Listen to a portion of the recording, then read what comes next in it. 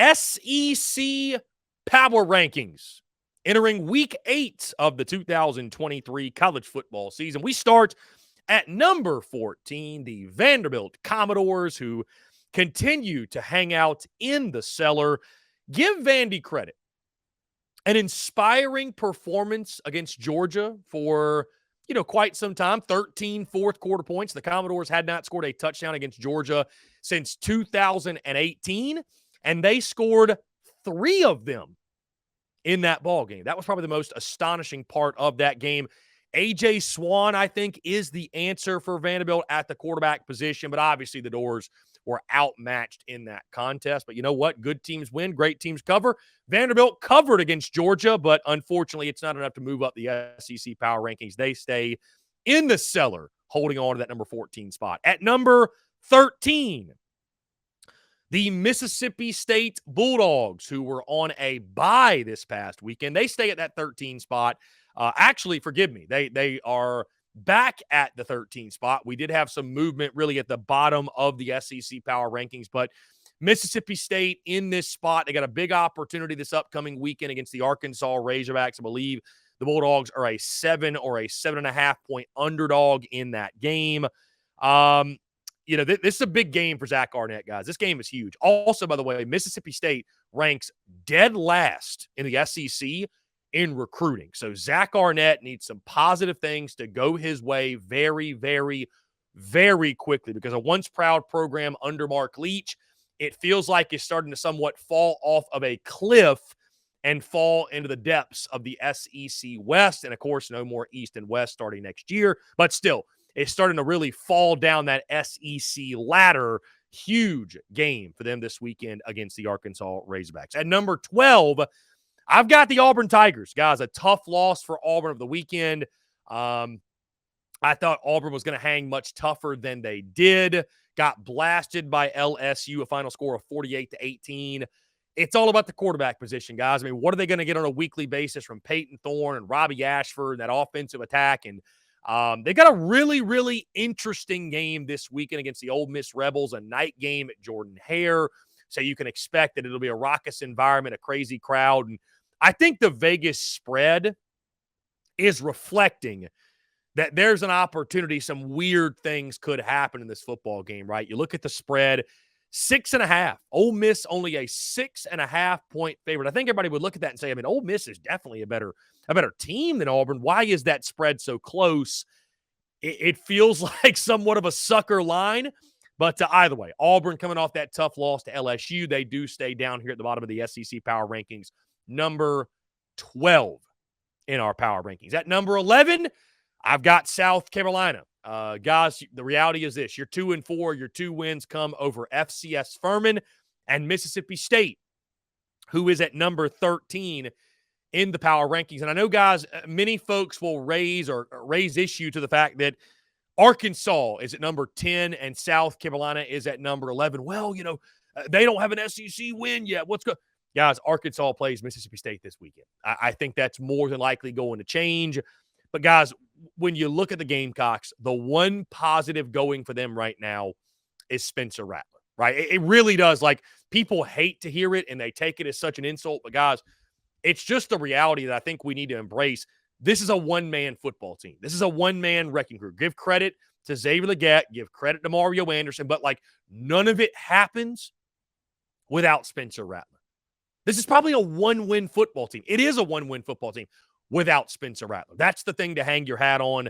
But the defense is atrocious. The special teams isn't winning a games like it used to. And South Carolina is staring down the barrel of a potential 4 or 5 win finish in year 3 of Shane Beamer. So 11th in the SEC power rankings is where I have South Carolina. And again, I think it's well-deserved after that showing against the Florida Gators, losing that game, and not just losing, but allowing Graham Mertz to have a career day and losing the game on your home field with extra time to prepare.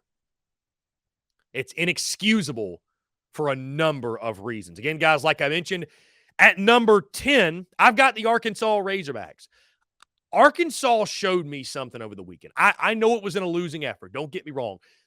I thought Arkansas, though, showed a lot of heart, a lot of fight. And I thought this was a team, guys, that had given up on the season. They have not. They have not. And I tell you this.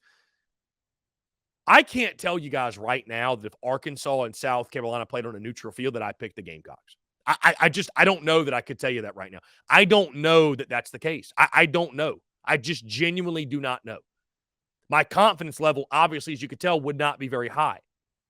So that's another one of the reasons I've got them ranked 10th. I mean, you love KJ Jefferson's game. And again, this is a guy, another quarterback that's doing all he can to help his team and get the victory. And I think he's doing all he can in what feels like somewhat of a flawed offensive system with Dan Enos, and Rocket Sanders is out. We know Rocket Sanders is also going to be out for this game against Mississippi State. So what Arkansas is doing, trying to overcome not having one of their best players, arguably their best player in Rocket Sanders. Arkansas in a losing effort showed me a lot of heart, a lot of fight, but this is a big one this weekend, guys. I think this is the game. And I think Arkansas and South Carolina, guys, are in very similar positions in the sense that both need to lock in for the long haul with their respective head coaches. I think both need to do that. I think it'd be the wrong move to pull the trigger so early in their tenures. This is a game this weekend, though, for Sam Pittman. He has to win. I mean, this is as must-win as it gets for Sam Pittman. You lose to Mississippi State on your home field, and I think Hog fans are going to demand for heads to roll. Speaking of heads rolling, that might be happening soon in College Station. At number 9, I've got Texas A&M. I mean, Texas A&M, guys, is just the kings of disappointing. They are just – it's incredible to watch the demise and the downfall of Aggie football. It really is. And I think Jimbo Fisher, as you sit now 4-3, you got to really – if you're wearing the maroon and you're the 12th man – you got to take a step back and say, you need to prepare, I think, for life after Jimbo. Like the search should begin now. It should. The search for a new head coach, at least surveying who is out there. At least be willing to survey and say, okay, if we made the move, if we pull the trigger, who would we go get? I think you at least got to do that, guys. I think you at least have to do that. I mean, it's just every time you have any sort of expectations for Texas A&M, they fall flat on their faces. And if they had a coach that was worth a damn in that Tennessee game, Texas A&M wins the football game, guys. I'm so tempted to put A&M 14th, guys, because Vandy's a worse football team, State's a worse football team, but those teams have low expectations. There's no team more disappointing who falls more flat with more talent than Texas A&M. At number 8, I've got the Kentucky Wildcats. Guys, Kentucky, got exposed, right? Kentucky, simply put, they're a good football team, but they are never going to live up to their potential as long as Devin Leary is mid. Like Devin Leary, you could say he's been the most disappointing player in the SEC. Like, he has been one of the most disappointing players to this point in the SEC. I mean, every week it's like 14 of 27 for 150, 2 touchdowns, 2 picks. Like, every week.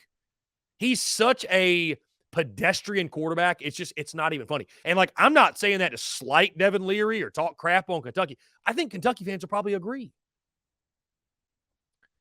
On your home field, up 14-0 early, and you let Mizzou just boat race you. Kentucky at number 8. At number 7, the Florida Gators. Guys, they deserve to move up. I think Florida, Florida was the punching bag of the SEC over the summer. They were. They were the punching bag of the SEC. They were that team that everybody picked on. Florida's going to be no good. Graham Mertz, 14th best quarterback in the SEC. I'm guilty of it. Listen, I picked Florida to go 5-7 this year. I listed Graham Mertz as the 14th best quarterback in the SEC. And it's just about time we put some respect on Florida. I'm not telling you they're going to win 8 games or challenge Georgia, but like they sit at 5-2 right now going in their bye week. And the 2 losses, obviously that embarrassing loss to Kentucky, but that feels more like the outlier than anything right now. The other loss to Utah, which over half the teams in the SEC would have lost that season opener to Utah. Graham Mertz should be regarded as one of the best quarterbacks in the SEC, guys. I mean, and that Gators offensive attack, I mean, they were fantastic against South Carolina. Now, was that just a product of South Carolina being inept, or has Florida turned a corner? We shall see. But you got to put some respect on the Gators, man. 5-2 overall, bye week. Then you got the Georgia game, which all of a sudden looks that much more interesting with Brock Bowers not being available and the way Florida's playing. They've got Arkansas down the stretch. That's a winnable game. It gets really tough for them in the second half, but all in all, a really impressive performance by the Florida offense against South Carolina. Also, just showing the clutch factor was the thing that stood out to me the most. But it's time we come to grips with, and it's time we put respect on Florida, because we all had our fun using Florida as the punching bag over the offseason and picking on the Gators and picking on, Sunbelt Billy and Graham Mertz, 14th best quarterback, and Florida stinks. They're no good. Hey, Vandy might finish ahead of Florida. Like, we all had fun with that conversation, but now I think it's time for folks to face the music. The Gators are 5-2, and they just beat South Carolina. You got to give credit where credit's due. Guys, at number 6, I've got the Missouri Tigers at number 6.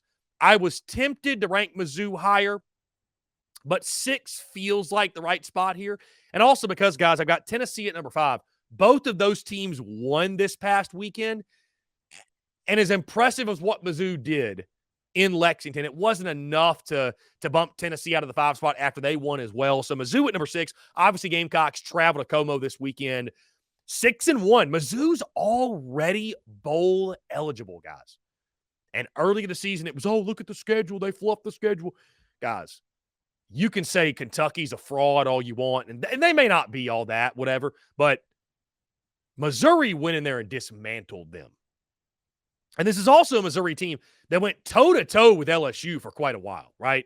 Went toe-to-toe with LSU. So this is a good football team. Missouri is a damn good football team. They're a legitimate team. I don't know if at 6-1, I don't know that they have enough to challenge Georgia, let's say, in the SEC East. I don't know if they're quite there yet, but Missouri's legit. Missouri is a damn good football team, and it's going to be a real test for South Carolina this weekend. But Brady Cook at the quarterback position is in a zone. Even when Luther Burden had 2 catches last weekend, Theo Weiss Jr. steps up. Like, they've got real dudes across the board, and they've still got a really talented defense that I think flex their muscles a little bit in Lexington as well. So it's going to be interesting how they fare against South Carolina. Obviously, they should have tons of confidence. 4 straight wins over the Gamecocks. That game being in Como, battle for the Mayor's Cup. Mizzou sitting number 6 in our power rankings. And again, guys, as I mentioned, number 5, I've got the Tennessee Volunteers. A big win. A big win on the home field. A lot of folks are going the Texas A&M route.